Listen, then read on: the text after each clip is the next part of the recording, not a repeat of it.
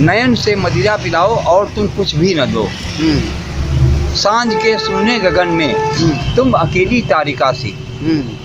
सांझ के सूने गगन में तुम अकेली तारिका से, दूर से ही मुस्कुराओ और तुम कुछ भी न दो। क्या बात है, बहुत सुंदर। सूर्य मग में रेत पग में तप रहा हो, जेठ मग में तुम घटा से घूम जाओ और तुम कुछ भी न दो।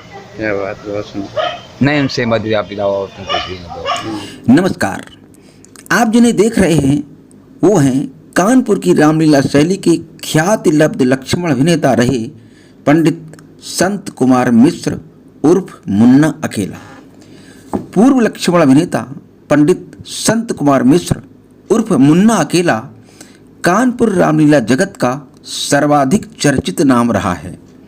ये नाम सन 1962 में उस समय चर्चा में आया जब बहुचर्चित परशुराम अभिनेता पंडित शिवदत्त अग्निहोत्री ने इनके तीखे संवादों से खींचते हुए अपने फरसे से घातक वार करके इन्हें लहूलुहान कर दिया था। तब इन्हें तत्काल अस्पताल ले जाना पड़ा था। फरसे के प्रहार से इनकी पीठ पर दाहिने कंधे के पीछे हुए घाव में 7 तथा बाएं हाथ के घाव में 3 टाँके लगे थे।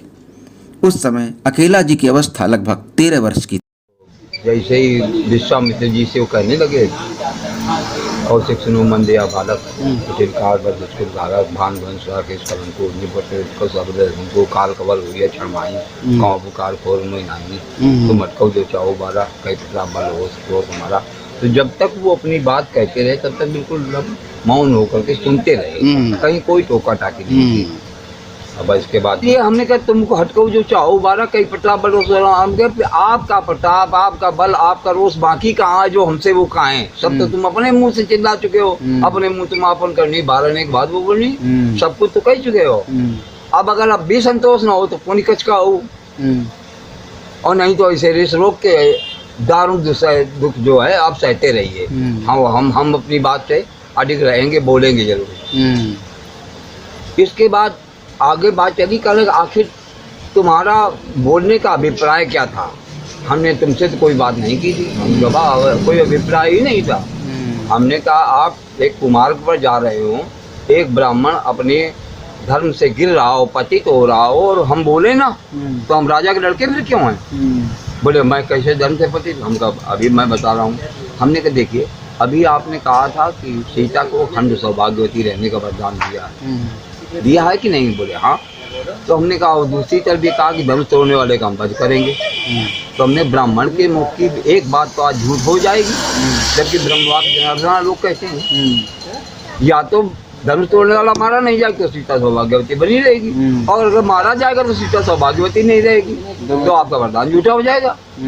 तो हमने तुम अपने धर्म से च्युत हो रहे थे, इसलिए हमको बोलना पड़ा कि हमारे राज्य में हम चक्रवर्ती राजा के बेटे हैं, मिथिला में हैं जरूर हम, लेकिन ये भी हमारे ही साम्राज्य में आता है, और हमारे राज्य में कोई धर्मच्युत हो जाए तो हमारा कर्तव्य है कि हम उसको बचावें।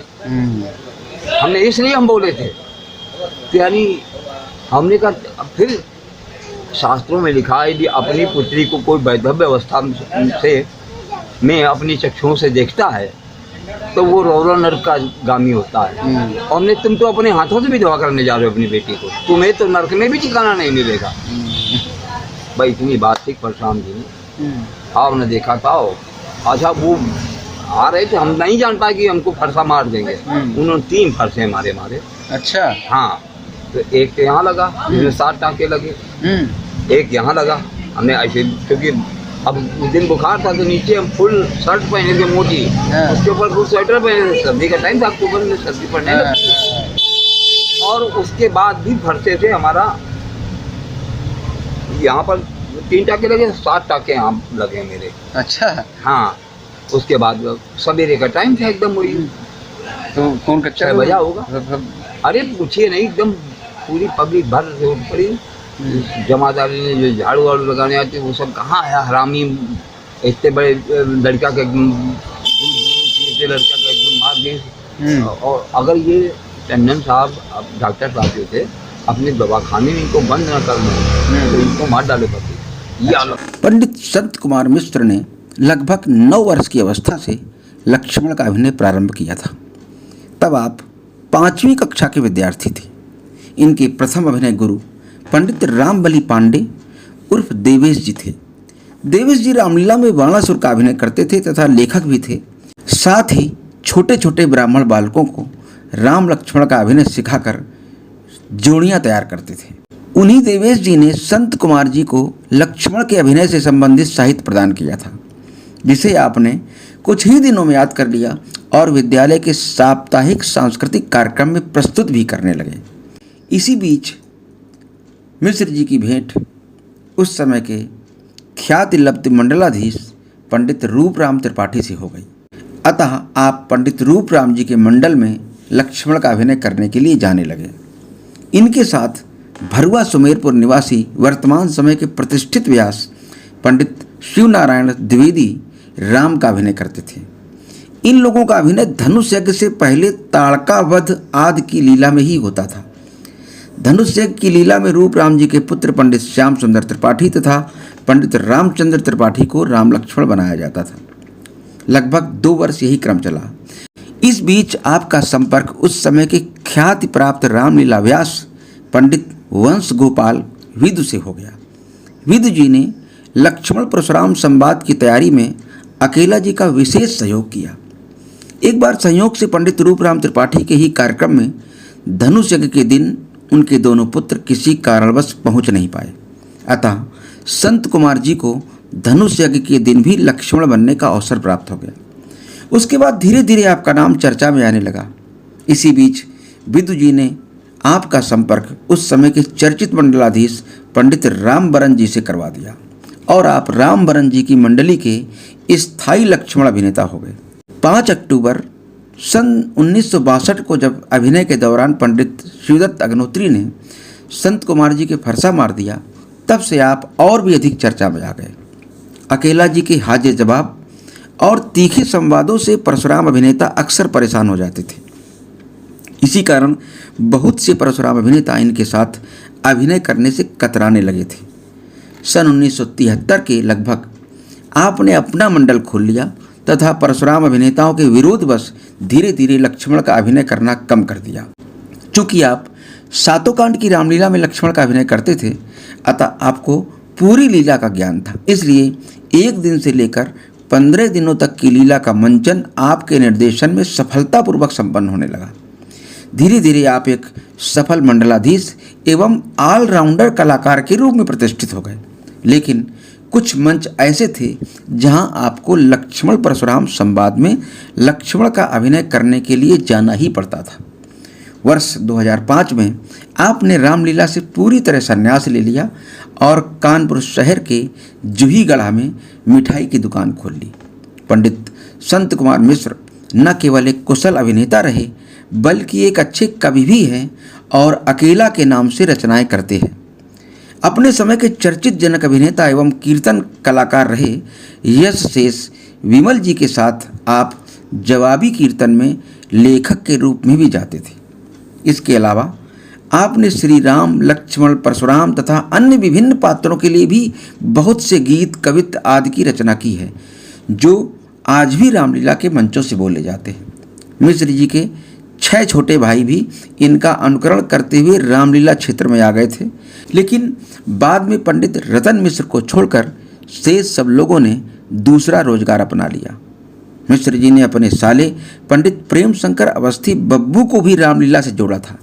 बब्बू जी ने बाद में बहुत ही सफल राम अभिनेता के रूप में ख्याति अर्जित की। अकेला जी मूल रूप से चौबेपुर के निकट ग्राम बिरुहा के निवासी हैं और वर्तमान समय में कानपुर शहर के जूहीगढ़ा में अपना आवास बनाए हुए हैं। प्रस्तुत है पंडित संत कुमार मिश्र उर्फ मुन्ना अकेला से उनकी अभिनय यात्रा तथा रामलीला के विभिन्न संदर्भों पर 23 मई 2018 को हुई विशेष बातचीत। संत कुमार अकेला और मुन्ना भी तो आपका नाम? हाँ, मुन्ना अकेला। मुन्ना घर का नाम, अकेला नाम ये आपका अपना उपनाम? ये उपनाम था, इसी नाम से हमारी रचनाएं होती थी। अच्छा, कविताएं इसी नाम से लिखते थे आप? अच्छा अच्छा। पंडित नर्मदा प्रसाद जी के पास जितना भी परस्वामी का साहित्य है, किसके पास? नर्मदा प्रसाद पंडित, नर्मदा पंडित के पास अच्छा, नर्मदा पंडित जी। परस्वामी करते थे ना, हाँ, तो हमारा ही साहित्य टोटल बोलते हैं, एक शब्द भी बाहर करके बोलते हैं। अच्छा, सब उनके परशुरामी की भी कविताएं आपने लिखी? टोटल हमने लिखी। ये क्षेत्र में कब से शुरुआत कैसे हुई आपकी, कैसे इस लाइन में आ गए थे? ऐसा हुआ कि हम जवाहर नगर फर्स्ट में, जी स्कूल का नाम था Jawahar Nagar first primary school, जी। वहाँ पर पढ़ते थे। अच्छा। 5वीं में हम जब वहाँ पर थे जी तो वहीं पर हमको पंडित पुत्तीलाल पांडे, जो वहाँ चपरासी थे, जी जी। उनके संपर्क में देवेश जी थे, रामबली पांडे उर्फ देवेश। अच्छा, वो क्या करते थे? वो रामलीला में वैसे अभिनय बाणासुर का करते थे, बाकी वो अच्छे लेखक भी थे और उनके जोड़ियाँ बनाकर जोड़ियाँ बनाते थे। हाँ, राम अच्छा, लक्ष्मण की हाँ। बहुत अच्छी उन्होंने। कहाँ के रहने वाले? जग्गा पुजारी है जनरलगंज वाले, हाँ। ये उन्हीं की जोड़ी है। जग्गा और पुजारी, पुजारी बड़े भाई का नाम था, हाँ। राम जी जो बनते थे, जग्गा छोटे वाले कहते थे। अब वो देवेश पूरा नाम उनका जगन्नाथ प्रेम नारायण था, जग्गा पुजारी नाम से ही रामलीला क्षेत्र में वो जाने जाते थे। अच्छा अच्छा अच्छा। ये बहुत हमारे समय के बहुत बाद की बात है। हाँ। तो उन देवेश जी से हमारा संपर्क वो देवेश जी पुत्तीलाल पांडे ने कराया। कहाँ के रहने वाले देवेश जी से? रहने वाले वो थे आपके भद्रस के। भद्रस के? हाँ, अच्छा अच्छा अच्छा। ये घाटमपुर के पास हाँ, है। तो कलाकारों का गांव रहा है वहाँ हाँ। पे, रामलीला का एक। तो वो वहीं से हमारा उनका संपर्क बना। जी। तो अच्छा, तो उन्होंने जो है हमको कहा कर बेटा तुम इसमें अभिनय करोगे, तुम्हारी आवाज़ बढ़ जाए, क्योंकि हम डिबेट वगैरह सैटरडे को होती थी, जो हाँ पहले प्राइमरी स्कूलों में डिबेट वगैरह कराई जाती हाँ, थी, उसमें भाग तो लेते उसमें हो? खूब गाया करते थे हम। अच्छा अच्छा अच्छा अच्छा।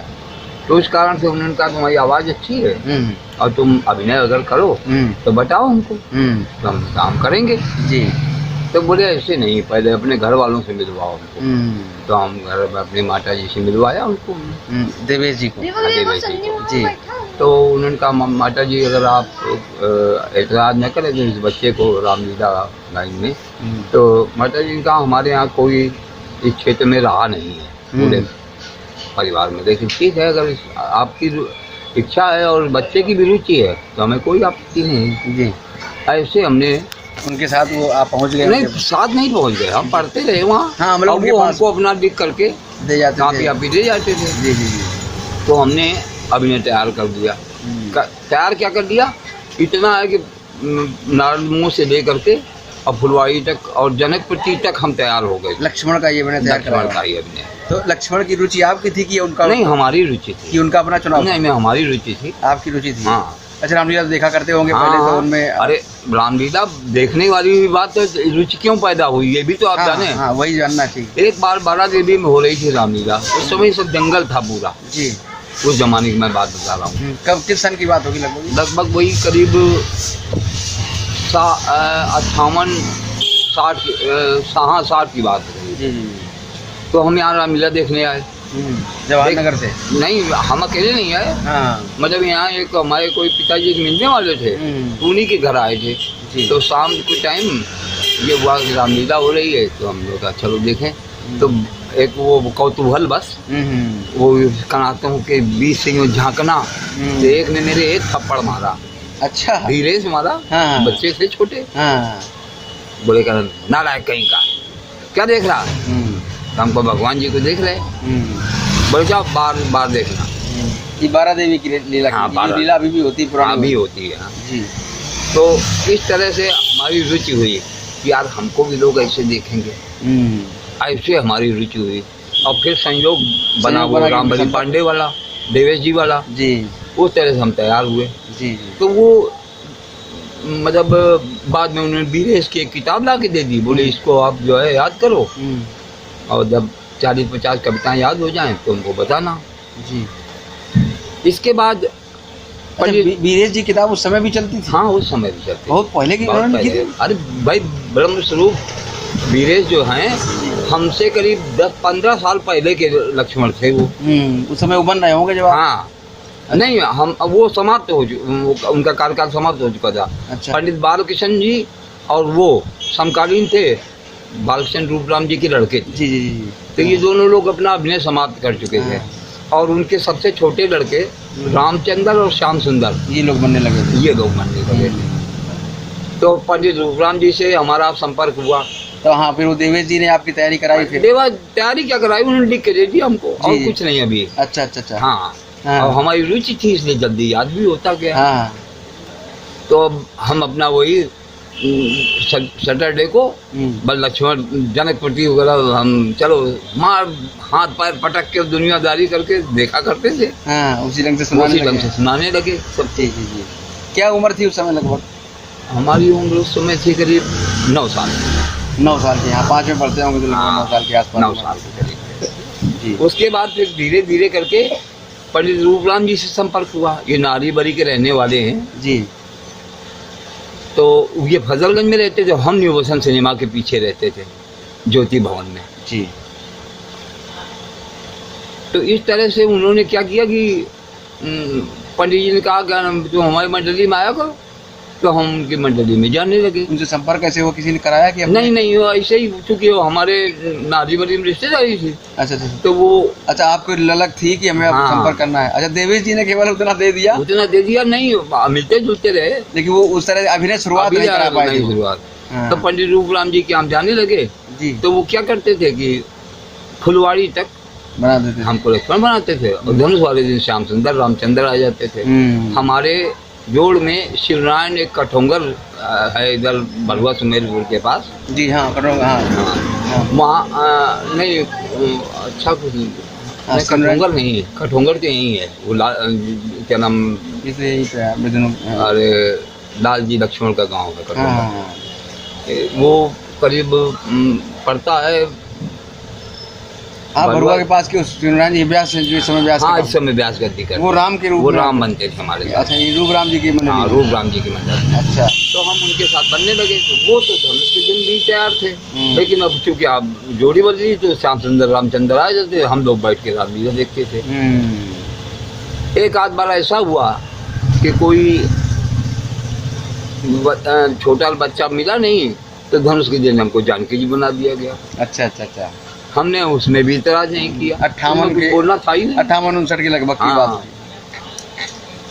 तो उसके बाद भरुआ सुमेरपुर में एक रामलीला 5 दिन की पंडित रूपराम जी की कहीं हुई। वहाँ हम गए, वहाँ भी यही प्रक्रिया की। 4 दिन हम बने और 5वें दिन बैठ के दर्शक। तो ये लोग उसी दिन जाते थे कि ये लोग भी बराबर? नहीं, ये लोग उसी दिन जाते थे। अच्छा। हाँ। तो इसमें हुआ ये कि हमसे पंडित लक्ष्मी नारायण जी व्यास और उनके छोटे भाई छेदीलाल जी व्यास, इन दोनों जन ने कहा कर मुन्ना तुम जिंदगी भरे इतने करोगे क्या, तैयारी का नहीं करते हो? तो हमने कहा ये क्रम लगभग कितने साल चला होगा?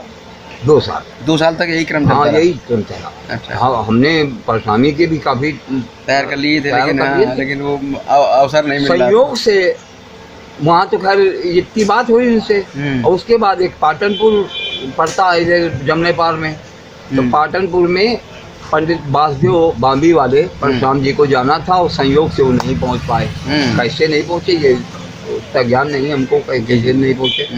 तो अब ये हुआ कि क्या हो, तो खैर परशुराम जी तो वहीं से आ गए, तो ये अगल बगल के। अब रामचंद्र श्याम सुंदर भी साथ ही जाना था, ये लोग भी नहीं पहुँचे। तो उस दिन फिर हमको ये हुआ कि तुम्हें परशुरामी की थोड़ी बहुत तैयारी तो है हमको। हाँ है जी, बहुत पक्का था। जी जी। तो भैया उस दिन बने हम। ये वही भरुए में थे उसी समय की तत्काल? नहीं, उसी महीने खान के बाद। अच्छा, बाद में यही कानपुर से गए? हाँ। तो वहाँ पर जो है, वहाँ भी 3 दिन की रामलीला थी। 2 दिन हम बन चुके हैं। अच्छा, 2 दिन बन चुके थे, आप ऑलरेडी वहीं थे? हम वहीं थे। हाँ। तो फिर परशुरामी वाले दिन भी हमें बने। हाँ। तो भाई साहब परशुरामी वाले दिन, हाँ, इसके पहले पंडित वंश गोपाल जी व्यास थे, विदु जी, उन्होंने हमको काफ़ी मदद की। अच्छा अच्छा। तर्क शैली में सबसे बड़ी तैयारी उन्हीं ने हमारी कराई। अच्छा। तो सुन बचन रखन मुस्काने, और जैसे बोलना शुरू किया हमने, तो उन्होंने सवाल यही रखा कि तुम अगर मुस्करा रहे हो, तुम मुस्कराने का फल जानते हो? जो मुनि मनीषी होते हैं उनके सामने भी कोई मुस्कराता है तो उनको इसका फल मिलता है। तो हमने कहा फल के लिए हम तैयार हैं। बोले नहीं, फल कैसा मिलता है? हमें हंसे सो ले फल बहुत हंसे उन्होंने को नारद को साफ दिया था, जा निशाचर हो तुम कपटी पापी दो। हमें हंसे सो ले फल, बोले साफ दे दिया था हमको। साफ कैसे है ये साफ नहीं है, ये तो फल है। साफ में कहीं फल मिलता है? तो बोले तुम किस बात पर हंसे? हमको हम इस बात पर हंसे कि आप जैसा व्यक्तित्वशाली व्यक्ति जो 16,000 वर्ष की आयु रखता है, बड़े बड़े वेदों पुराणों के ज्ञाता जो कहे जाते हैं, और उनके मुंह से इतनी छोटी बात निकले तो किसको हंसी नहीं आ जाएगी? छोटे मुंह से बड़ी बात अच्छी लगती है। क्या बच्चा कितना छोटा है वो कितनी बड़ी बात कह रहा है, लेकिन अगर बड़ा मुंह कोई छोटी बात कहे तो आप आदमी हंस देगा ही। वही हमको हंसी आ गई कि अभी आप कह रहे थे, अभी हमारे सामने आपने कहा कि सीता को आता सौभाग्यवती रहने के वरदान दिया। जिसने धनुष तोड़ा उसको भी वरदान आपने सब समूह गया है आपको प्रणाम करने, उसको भी आपने वरदान दिया। और अब कह रहे हो कि सो बिलगाय भी है समाचार तुम्हारे यही सब राजा सब मारे जाएंगे। तो हमने कि ये कौन सा न्याय है? एक अपराध करे और पूरा समाज मारा जाएगा, क्यों मारा जाएगा? तो हंसी वाली बात नहीं क्या? तो हमने हमारे हंसने का ये कारण है। तो ये सब संदर्भ चलता रहा। खैर सवेरे 6 बजे तक परेशानी हुई, 6:30 बजे करीब जो है हमारी कविताएं समाप्त हो चुकी हैं। अच्छा, जो आपने याद की थी कविताओं का दौर था वो? हाँ, कविताओं का ही दौर था। तर्क तो छोटे मोटे होते गए। बीच में फिर एक संदर्भ आया। हमने कहा भ्रगपुत समझ जनेऊ विलो की जो कुछ कहो समझ इसरो की। आपको भ्रग संतान समझ करके, आपका यज्ञोपवीत देख करके जो कुछ भी आप कह रहे हैं मैं अपनी रिस रोक करके सुन रहा हूँ। नहीं तो मैं राजा का लड़का हूँ, हम चाहें तुमको सूली चढ़ा सकते हैं, लेकिन हमने ऐसा क्यों नहीं किया, रिस रोके हैं। तो बोले तुमने कैसे जान लिया हम भ्रगपुत हैं? हमने कहा यही तो बात है। हमने कहा हमको गुरु वशिष्ठ ने इतना दक्ष कर दिया है कि आपका यज्ञोपवीत देख के हम समझ गए कि आप भ्रग की संतान हैं। बोले हमारे यज्ञोपवीत में कौन सी ऐसी बात है हमको आपको नहीं मालूम है? या आपका ये नहीं मालूम तो हम बताएं आपको। हमने सारे ब्राह्मणों के यज्ञोपवीत में शंखाकार घाट होती है, और जो भ्रगवंशी ब्राह्मण होते हैं उनके यज्ञोपवीत में चक्राकार घाट होती है। तो आपका मूल का जनेऊ है दूर से दिखाई पड़ता है इतना मोटा मोटा। तो उन्होंने देखा कि इसमें चक्राकार गांठ लगी है, इसका मतलब है आप भ्रग की संतान हैं, भ्रग के वंशज हैं जी। तो इसलिए हम भ्रग जी का इतना सम्मान कर रहे हैं कि हम आपकी हर बात को सुन करके जो कुछ कह रहे हो रिस रोक के सुन रहे हैं। तो पब्लिक का काफ़ी रिस्पॉन्स मिला हमको, वहीं से हमारा हौसला बढ़ गया जी। बस फिर क्या था, पाटनपुर में पहला अभिनय वो लगभग 11 साल की उम्र तक? नहीं, लगभग 11 साल की उम्र नहीं, उस समय 10 साढ़े 10 के बीच में थे हम। अच्छा। फिर हमको गैप मिला। गैप ये मिला कि हर जगह तो हम बनाए नहीं जाते थे। एक बार कहीं धोखे से वो तरीके से संयोग बस ऐसा बना। इसके बाद रामबरन जी एक ग्वालटोली में रहते थे, वो भी मंडल चलाते थे। उनसे हमारा संपर्क हुआ। वंश गोपाल जी उन्हीं रामबरन जी के मंडल में परमान व्यास जी, उनसे संपर्क हुआ। तो ये यहीं पर रहते हैं प्रताप अवस्थी, ये राम जी बनते थे वहाँ पर, हम लक्ष्मण बनने लगे। बस यहाँ पर हम परमानेंट लक्ष्मण हो गए। रामबरन जी की मंडली, रामबरन जी की मंडली जी। जाते रूपराम जी के भी प्रोग्राम में बुलाते थे जब, तो जाते थे हम। और उस समय हमको कुल 5 रुपए प्रतिदिन की दक्षिणा मिलती थी। अच्छा, सन 60 तब तक आ गया होगा, लगभग वही 60 के करीब आ चुके थे। खैर ये दौर हमारा चलता रहा, लेकिन तब तक हम कोई बहुत प्रसिद्धि नहीं प्राप्त कर पाए थे। मंडली के हम लक्ष्मण हो गए, लक्ष्मण थे। कोई नहीं मिला तो बना दिया इस तक। कोई नहीं मिला क्या, उस समय फरमाइश कम होती थी। उस समय मंडली ही तय होती थी, जो मंडली यही होता था, इसलिए हमारे अभिनय हुआ करते थे। इसके बाद वंश गोपाल जी ने हमको फिर तर्क में तैयार किया। अच्छा, एक चौपाई पे ऐसा विकृत तर्क उनका था कि परशुराम जी की मूर्ति बन कर दे। अच्छा, हाँ। उसी के बाद सन 62 में के करीब में जी हम फुल फॉर्म पे आ गए थे। मतलब पाठ होने लगे। देखो पाठ होने लगे थे, नाम लेके लोग बुलाते थे। विदु जी का, हाँ, वो विदु जी का हमारे ऊपर बरदस्त था। जी। अक्टूबर का महीना 2 अक्टूबर 1962 जी, बम्बा रोड चौराहे पर रामलीला हुआ करती थी। जी। डॉक्टर साहब कराया करते थे। बेनी माधव का मंडल था। बस 5 दिन का कार्यक्रम था। धनुष वाले दिन हमको काफ़ी फीवर हो गया, करीब 104 डिग्री करीब। अच्छा। तो हम डॉक्टर साहब पर पहुँचे। मेरे डॉक्टर साहब देख लो, चेक करो, हमें कुछ आज बुखार लग रहा है। तो बोले हम तो जानते थे पंडित सुजतलाल का नाम सुन के बड़े बड़ों को बुखार आ जाता है। अच्छा। ये बात एकदम जैसे हमारे किसी ने कचोट दी, वो लड़कपन तो था ही। जी। ये कहाँ बर्दाश्त होता, हमें नाम से हम लोग परेशान ना है। और वो हमारे लिए इतना कहिए, तुमने कहा साहब आप हमारे कुछ उपचार करिए, हम बनेंगे हम ही। प्रेम को एक वो बेनी माधव ने बुलवा लिया था। अच्छा। प्रेम नारायण प्रभाव रहते थे लक्ष्मण जी, उनको बुलवा लिया था। लेकिन हमने कहा हम जिद करके, डॉक्टर साहब ने कहा 160 डिग्री बुखार, आप न बनिए, आज रहने दीजिए। हमको नहीं, अब तो हम ही बनेंगे। खैर उन्होंने इंजेक्शन वगैरह लगाया, दवा दी 3 खुराक। शाम को टाइम मेकअप करके तैयार हो गए। सुजतलाल जी उसके पहले बने थे आपके साथ? हाँ हाँ, कई बार बन चुके। बने थे, लेकिन कोई ऐसा नहीं कि हमारा उनका कोई ये हुआ। जी। बस वहीं पर जो है, अब वो चूँकि भवास तो दिल में भरी थी। डॉक्टर साहब की बात लग गई ज़्यादा कुछ। वो लड़कपन था, कोई हजम करने की शक्ति थी नहीं। जी जी जी। हाँ, फिर बनना शुरू हुआ जी। हमने धनुष बहुत जल्दी तोड़वा दिया। अच्छा। करीब 1:30 बजा हुआ और 2 बजे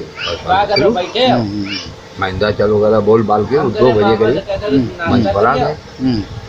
अब वो साहब वो वहीं से सुन बचन लखन मुस्काने, बोले पर जरा अपमाने।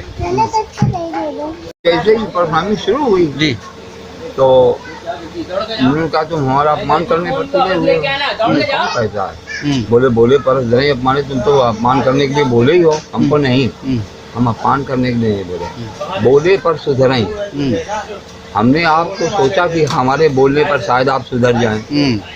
अच्छा, ये आपने व्याख्या की। बोले पर सुधराई अपमान, अगर नहीं सुधरोगे तो अपमान अपने आप हो जाएगा, हमें अपमान करने की जरूरत नहीं पड़ेगी। ऐसे ही यहीं से हमारा उनका शुरू हो गया। अच्छा। खैर संवाद फिर आगे बढ़ा। तो जैसे ही विश्वामित्र जी से वो कहने लगे, कौशिक सुनो मन दिया बालक, कुटिल काल बर दुष्कुल धारक, भान वंश राकेश कलन को निपट को शब्द उनको काल कवल हुई क्षणमाई, गाँव पुकार खोर में आई, तुम अटको जो चाहो बारा, कई पिता बल हो तुम्हारा। तो जब तक वो अपनी बात कहते रहे तब तक बिल्कुल मौन होकर के सुनते रहे, कहीं कोई टोका टाकी नहीं। अब इसके बाद मियाँ से लखन बोले भगवान, जैसे ही हमारे आप सुजस तुम्हारा। हाँ, उसके बाद ये लगता है। हाँ, तो हम फौरन जो है हमने कहा भगवान, नियम ये है कि यदि अभिभावकों के पास कोई शिकायत दे करके जाए बच्चे की, तो उस बच्चे को भी सुनना चाहिए कि आखिर हमारी शिकायत क्या हो रही है। हमने कहा मैं एकाग्रचित होकर के सुन रहा था, आप हमारे अभिभावक से हमारी शिकायत कर रहे थे, तो उसमें जो जो आपने हमें दुर्गुण या दोष बताए, हम उन पर जरा आपसे पूछना चाहते हैं। जैसे आपने कहा भानुवंश राकेश कलंकु, निपट को अबुदसन को, तो हमने पहली बात तो भानुवंशी चंद्रमा कलंकी है नहीं। भानुवंश का जो चंद्र है वो कलंकी नहीं है। कलंकी है जन्म सिंधु पुनि बंधु विश्व दिन मलिन से कलंक। हमने जिसका समुद्र से जन्म हुआ जिस चंद्रमा का, वो कलंकी है। भानुवंश का जो चंद्र है उसको तो चंद्रमा मन सो जाता, सूर्य चक्षु हो जाते। हमने कहा आप भी पूजा करते होंगे। नारायण के जो चक्षु हैं, नेत्र हैं, वो सूर्य और चंद्रमा है, वही है भानुवंश का चंद्र। तो हमने भानुवंश का राकेश पहली बात तो कलंकित नहीं है। दूसरी बात, हम मान भी लें कि जिस चंद्र को आप कह रहे हो कि उस वही दोष हम में होने चाहिए, तो हमने चंद्र का दोष क्या क्या था जानते हैं आप? हमने उसका दोष ही था कि उसने अपनी गुरु पत्नी के कहने पर छल नहीं किया था। उसने गुरु पत्नी ने, तारा ने इच्छा जाहिर की कि चंद्र मैं तेरे समान कांतिवान पुत्र चाहती हूँ। तो चंद्रमा ने कहा कि माता, मैं तो ये अब गुरु माता हैं तो मैं तो आपका पुत्र वैसे भी हूँ, आप क्यों चाहते? बोले नहीं, हम चाहते कि हमारे कोख से जन्म ले। तो कान में मंत्र फूंका जिसके द्वारा बुद्ध का जन्म हुआ। बुद्ध की प्रशंसा जब देवमंडल में होने लगी तो बृहस्पति ने अपना गर्व से बक्ष ठोक करके कहा कि आखिर है तो मेरा पुत्र, बुद्धिमान क्यों नहीं होगा। तब जो है चंद्र ने कहा नहीं भगवान, यार गुरु माता से तो पूछ लीजिए किसका पुत्र है ये।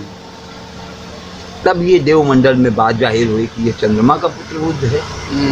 तो हमने कहा उस समय क्रोध में आकर के बृहस्पति ने चंद्रमा से कहा कि तूने छल किया मेरे साथ। एक तो ये कलंक उसके मस्तक पर आता है। दूसरा अर्धरात्रि को अरुण सिखा की बांग दी जा करके उसने गौतम के आश्रम में दूसरा कलंक किए है। हमने अच्छा ये बताओ कि जब आप कह रहे हैं कि ये लक्ष्मण जो है उसी तरह का दोषी है जिस तरह का बाद में उसका चंद्रमा कलंक की था, तो हमने कहा हमने कौन से ऐसे दोष आपने देखे? हमने कहा गुरु माता के साथ छल किया, हमने कौन से ऋषि की आश्रम में जाकर के बांग दी और जिसके द्वारा जो है उसका छल हुआ है। हमने कहा देखो तुम राजनीति तो जानते नहीं, जंगल में रहने वाले व्यक्ति, राजनीति हम जानते हैं, हम राजा के बेटे हैं।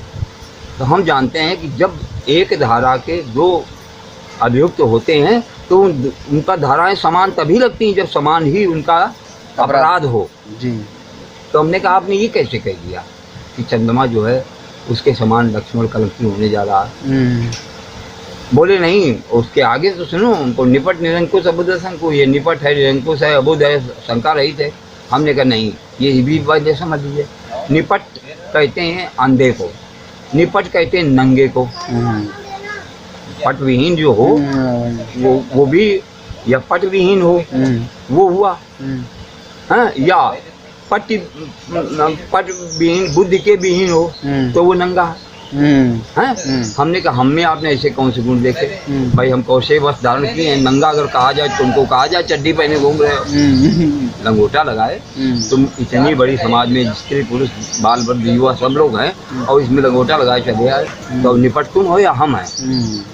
निरंकुश, हमने मेरे ऊपर दो अंकुश तुम्हारे सामने हैं, हमारे बड़े भैया हैं, उसके ऊपर गुरु जी हमारे हैं, दो अंकुश हम का तुम जरूर आगे नाद में पीछे बजा, कोई तुम्हारे ऊपर अंकुश नहीं, तुम्हारे ऊपर कोई अंकुश नहीं, हम ये सब तो तुम्हारे ऊपर चर्चा होती बात है।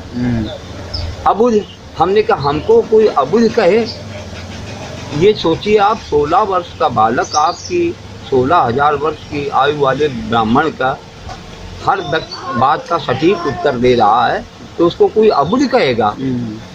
वो तो बुद्धिमान है तभी तो बोल रहा है आपके सामने, तो खड़े होने की सामर्थ्य नहीं होती 16 वर्ष के बालक की, और हम आपकी हर बात का प्रतिवाद कर रहे हैं, तो हम अबुझ तो नहीं है। हाँ, असंकु जरूर हैं। तो हमने असंकु इसलिए हैं कि छत्ती तन दर समर सकाना, कुल कलंक ते पामर जाना। छत्ती का शरीर धारण करके अगर संकर आ जाए मरने की, तो उस व्यक्ति को जीते ही मर जाना चाहिए। उस छत्री को, कुल को कलंकित करने वाला होगा, पामर का आ जाएगा, नीच का आ जाएगा वो। तो हमने कहा अगर ये दोष है तो हम इसको साहस देते हैं, लेकिन ये दोष नहीं है, हमारी जात का गुण है।